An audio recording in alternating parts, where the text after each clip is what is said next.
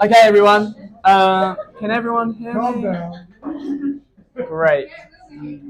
Cool. Okay, cool. Can everyone hear me first and foremost? Down the end? Down the end? Yes? Cool. This mic doesn't actually project my voice. It's just for our lovely friends and family in Indonesia. Hello. But my voice is almost gone, so it's probably good for me to do this now. I've actually written something. I was thinking about improv in it, but I thought I could end in disaster. So I thought I'd take some time to write it. But yeah, I just want to take this moment for everyone just to feel settled in their seats and like slow down, because I feel like it's been really intense so far, right? Really like lots going on, and it was really fun to see everyone like in our house and everyone obviously in the venue as well, celebrating me and Betty's wedding. But it's really nice to see everyone in our favourite restaurant and with lovely Evo and his team doing a wonderful job so far, and we're about to eat some delicious food as well. So let's just take a moment, just chill out for a moment, and we go. Okay, cool. So, thank you everyone for being here today to celebrate our wedding. Looking around, it's wonderful to see all of you, or lots of you, who have shaped who we are today, all in the same room together. And seeing you here really makes me feel both at the start of a new chapter, but also at the end of a chapter as well. So many of you in this room have played a really pivotal role in shaping who I am today, and I really hope that many of you think you've done a decent job so far. But I'll leave that to you to judge. Maybe I'll send a poll after this to find out. Now, it's up to Betty now.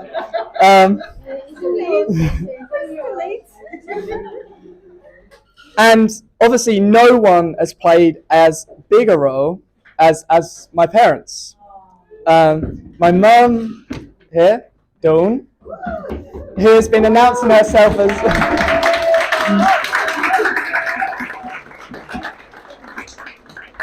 So my mum's name is Dawn because she's been introducing herself as Jake's mum, which obviously isn't particularly helpful if you're outside of the family. And also my dad, Adrian. Yes.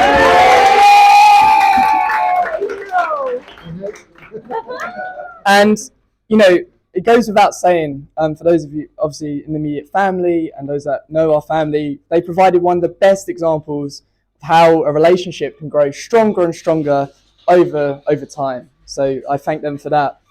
And I also want to do a special note as well to say, I'm sure everyone noticed how fabulous, like just the lounge area of our house looks. And I think that certainly provided an example of how a strong relationship is needed to deal with something like that. And that really is the result of weeks and weeks of work over the last month and a half. There really isn't, like a deadline. There's nothing like a deadline of having 50 people coming to your house to get you getting things done. They've sanded, painted, laid flooring, fitted skirting board, rewired electrics, plumbed, tiled, all of it on their own, which is great. And what's been most impressive to me is the amount of patience they've had for getting the work done.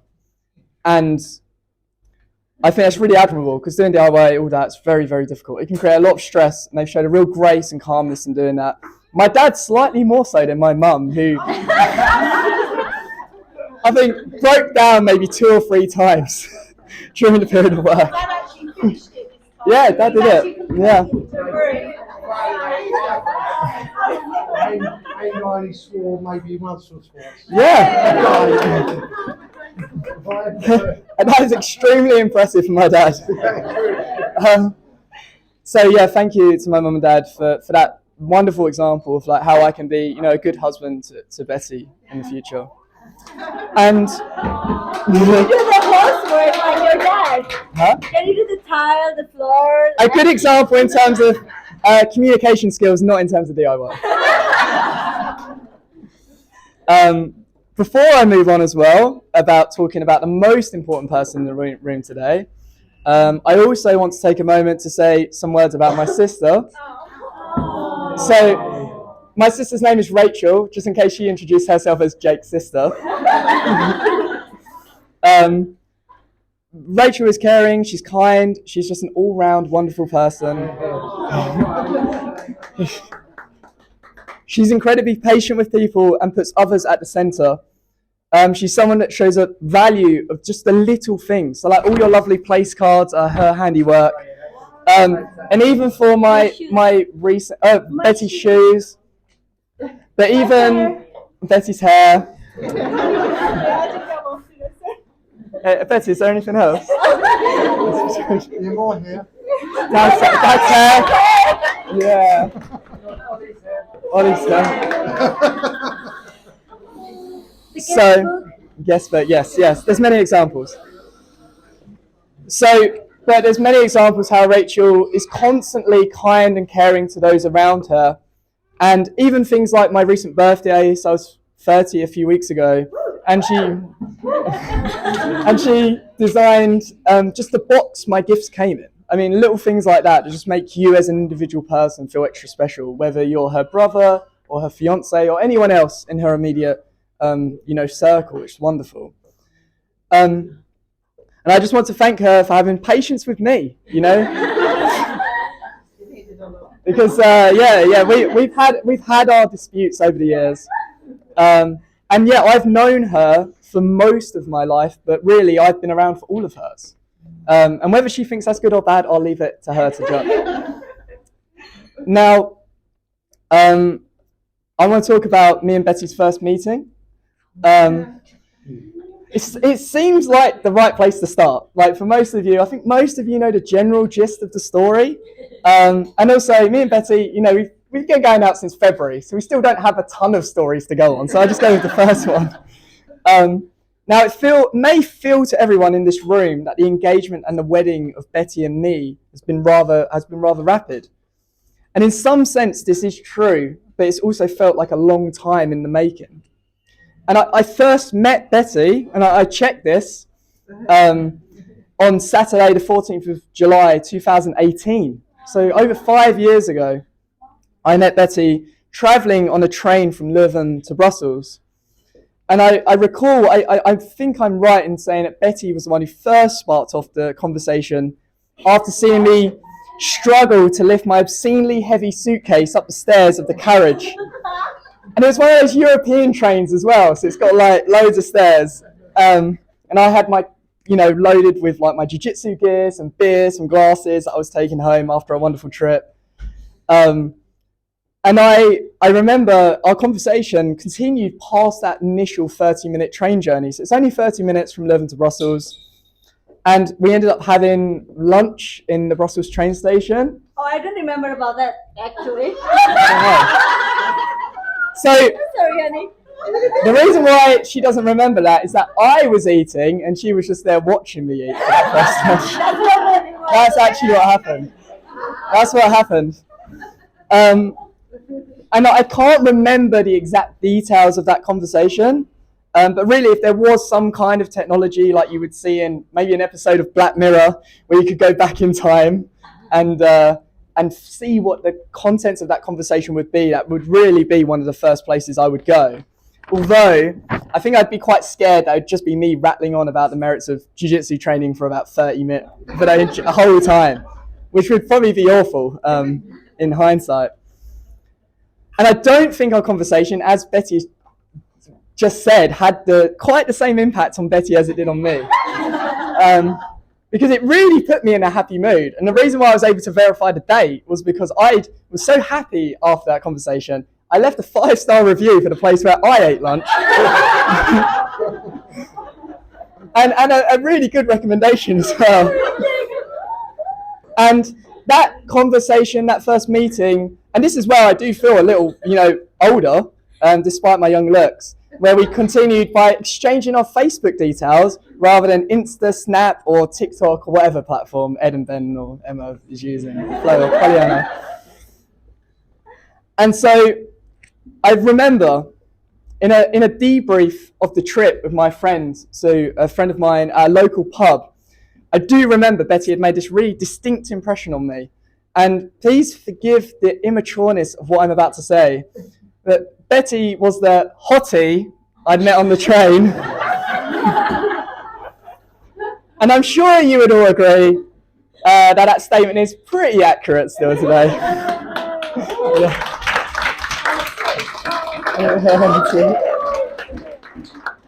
And since reconnecting with Betty last September and seeing her in person again in February, I've realised how lucky I was to have connected with that hottie. Dr. Betty is incredibly smart, empathetic, and kind. And those that know Betty well and those who may know her less well are instantly drawn to her energy, her enthusiasm, and just general intensity. And in many ways, Betty and I are different people. Betty is drawn to the more mystical and spiritual way of seeing the world, to the extent that in terms of the weather and trying to keep it nice for the day, she was contacting an energy person. I can get on board with that, it's fun. Whereas I'm drawn to the more concrete, materialistic, and just general boring way of seeing the world. Betty is adventurous and daring, and I really refuse to live no further than 1.5 miles from the A2. But despite these differences, we really do share the same values, a desire to learn, to be better, and a fondness to make the most of every moment. And although I know we're only at the start of our adventure, it feels like we've travelled a long way already, and there's no signs of it slowing down. And I'm so lucky to have met the hottie on the train. And I can think of no other person I want to have on the carriage with me as we journey through our lives. So, if you join me in raising your glass to my wife, Betty. Cheers. Cheers.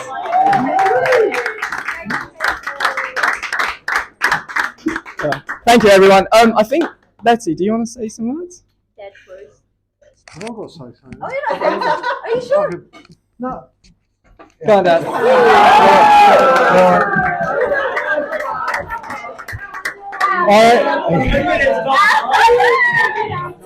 Right. But, I did promise quite a few people that know me that I wasn't going to say anything because I do have a habit of going on, but I'll keep this short and sweet. First of all, I'd like to thank everyone for joining us today and helping us celebrate Betty and Jake's wedding. I'd like to thank everybody who's helped us prepare all the stuff for today. You know, setting up the gazebo, sorting out the drinks.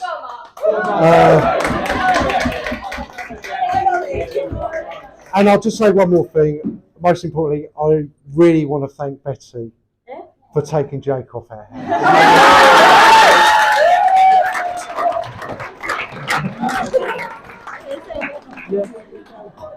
Right, okay, can everyone hear my voice? Right now I'm going to use my lecture voice. So everyone can hear from the corner to the corner. So I like to thank Jake and Dad and Mom, Dad Adrian and Mommy Dawn, and Rachel, my new sister. Well, I always thought that she's been my sister since I knew Jake. And also all of the extended family. I felt when I first met Jake, I wasn't sure, but then I'm sorry, no, I'm telling you the truth. Okay? Now it's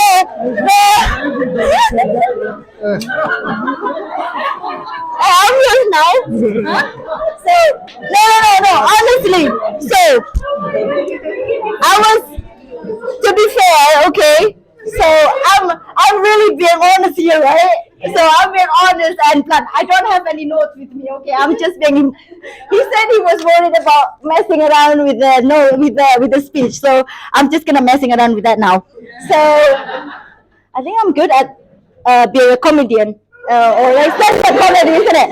Anyway, that's why my students always laugh at me. Oh no, for me. Anyway, so So when I first met Jake, sorry, my lipstick's there. So when I first met Jake in February, well, the second one, I met him. I actually made the move because I thought I wouldn't want to waste my time anymore, in a way. So I met him. I just wanted to make sure if things can happen, then it will happen. So I met him. I asked him, was there any commitment in there? And he's willing to be committed. He agreed to all the things that I think it's very important for my family. So in that point, I said, okay, I will go with him because he's very committed. He said he can compromise to that. So I trust him. I trust him, and until now I still trust him. And we came to Scotland. We spent time. We don't really actually spend a lot of time together, to be honest. Honestly, you know, until we got married today, we're only dating for what, like 6 times, 5 times? Like 6 or 7 days. Yeah, we've never even done. I was like, Jake, can we go for a date? But yeah, but we never met, you know, because I'm in Scotland, he's in England, and I have a lot of teaching to do. My colleagues over there, my friends, well, actually they're my friends now, and Chioma is also my friend. They know how busy it is in Robert Gordon University as a teaching university. So I couldn't really get away to spend time with Jake for a while. However, I think we built our relationship based on trust, and I mean it's the next time I met him, I spent time 10 days in from end of end of March to April. That's when the engagement happened. No, actually it wasn't. It's not happened yet. But yeah, I met the second time. I spent time with the family, with Dawn, and I met Rachel, I met Adrian and Dawn, and they're so lovely, and I felt love. And you know, as someone who came far away, I've been traveling a lot all over the place, and I'm the only person in my family, from my extended family, that actually going around the world just on my own. So living alone, coming to the UK was not an easy path for me. So when I found when I, well, not found Jake, when I met Jake and we became together, and I felt loved by a new family. So, and then in the engagement as well, I wasn't really expecting that thing to happen on the 30th of April. So Jake was asking me, let's go for a hike with Ed. We went for a hike. I literally didn't take a shower. I was with my hiking trousers. I was ready with all my, you know, I'm like a boys kind of thing. So I just went, like, I was like, why are you taking shower, Jay? I was asking him, I was like, I want to look nice. Why do you have to look nice? And you don't take a shower in the morning? I was like, so I thought it was weird. Right, okay, so I changed. I wanted to look nice because I don't want to be underdressed with him. So I changed. Oh, I look a little bit nice. You saw that, right, Ed? So I look a little bit nice, okay? I'm not that nice. So I wasn't prepared at all to be proposed in that hill, or on that hill, whatever. So we went there, and then we had breakfast. They were so worried about the time because the waiter, the service was so freaking like slow, like very slow. It was like, I don't understand why they were so cautious about that. Apparently, all the family members were actually preparing for the engagement party, and they started at 12 o'clock, and we were already like quarter to 11, and the food was not there yet. I was like, they were so worried, but it was like, what is that? What's the issue? Just relax. I was like, okay. And then all of a sudden, I was asking, where is Ed? Oh, Ed's in the toilet. Okay, let's go there, Betty. Okay, so I went to this part of the hill, and then he just all of a sudden he's like kneeling down. Oh my God! Now he's like, oh. So I was so shocked. My face was like, look, I looked like a fool. Honestly, I was like, oh. I was like, honestly, I look like a fool, literally. I was like, I just don't understand. I don't know. I wanted to say no, but it's impossible, right? So I don't want to know. I'm joking. Of course, I'm not joking, honey. Don't worry.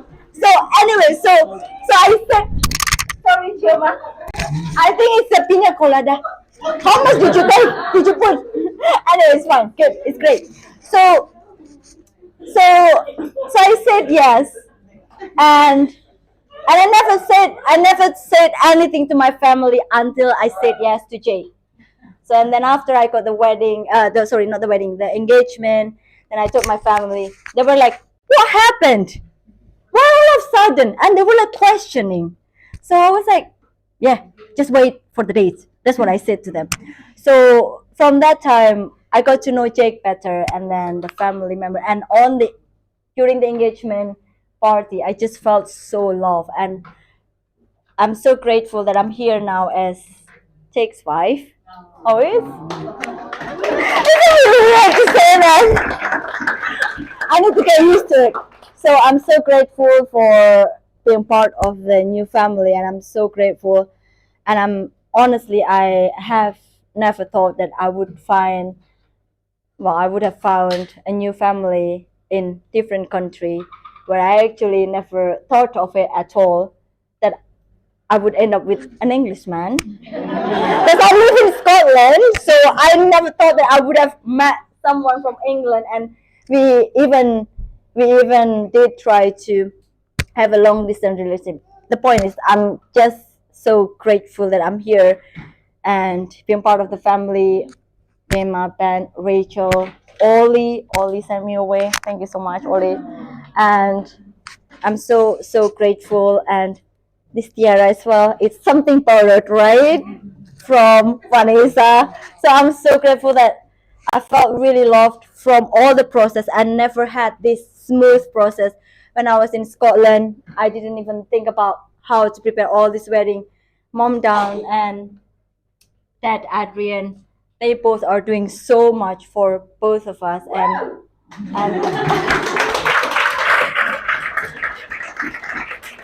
I'm so grateful that I'm now there. Well, in my country, we still call the in-law as mom and dad. So I'm so grateful that I have a new parents. Well, I still love my own parents, but yes, I love my parents as well. But it's there's a joy, there is a happiness that you cannot express when you're actually alone in other people's country, and you becoming one with them, and it's something that I just can't express with the words. It's just feel like you're feeling safe, you have family around, you can talk to them. It's something that I never expected in my life that could happen to me. But one thing that you need to know, I'm a dreamer. When I was 6 years old, I always wanted to go abroad, and I always wanted to have a white man. So I'm